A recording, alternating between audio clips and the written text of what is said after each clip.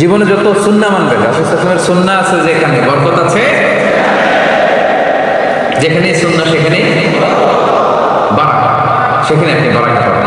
যে কোনো সুন্নাহ, like Sunnah of eating, Sunnah of sleeping, Sunnah of travelling, Sunnah of trading, খাওয়া, ঘুমানো, সফর করা, ব্যবসা, কাজ করা, যে কোনো কাজের ক্ষেত্রে সুন্নাহ মানলে ওটার মধ্যে বরকত আছে না নাই?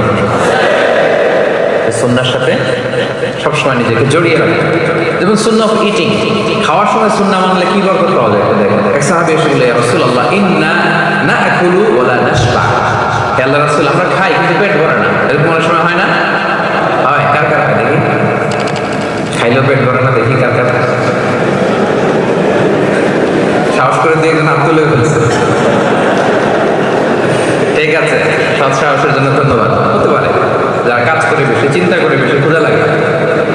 নট নেসেসারি যে আপনার অনেক দৌড়াইতে হবে, এক্সারসাইজ করতে হবে না। আপনি ব্রেন স্টর্মিং করলে ক্ষুধা লাগে। আমি নিজেও ফিল করি, যখন কোনো কিছু নিয়ে খুব ভাবি তখন ক্ষুধা লাগে। এটা হয়।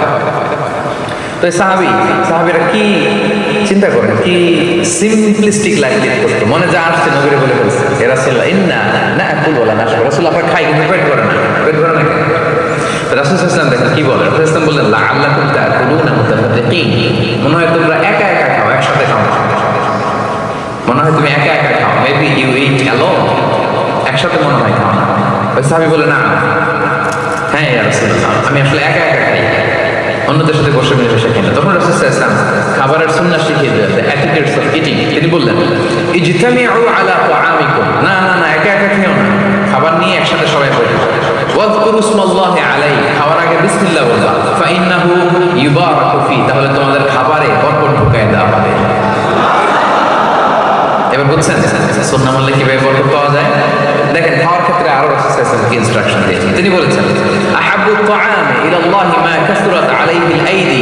আল্লাহর কাছে সবচেয়ে প্রিয় খাবার ওইটা যে খাবারে অনেকগুলো হাত পড়ে। এক প্লেট নিয়ে শুধু এক হাত দিয়ে খাচ্ছেন, এটা আল্লাহর কাছে পছন্দ। একটা খাবার নিয়ে অনেকগুলো মানুষ বসে চারদিক থেকে নিয়ে খাচ্ছে, এই খাবারটা আল্লাহর কাছে বেশি প্রিয়। সুবহানাল্লাহ। তাহলে একা একা খাবেন না, বাসায় যে স্ত্রীকে নিয়ে খাবেন, ছেলে মেয়েদের নিয়ে খাবেন, বাবা মাকে নিয়ে খাবেন, বন্ধুদের একসাথে খাবেন। এবং খেয়াল করে দেখবেন, একা একা খেলে যে টেস্ট পাওয়া যায়, কয়েকজন মিলে খেলে এটা টেস্ট বেড়ে যায় কয়েকজন। কি বলেন? পারে না? পারে। দেখবেন, খেয়াল করে দেখবেন, তাহলে বেশি বড়।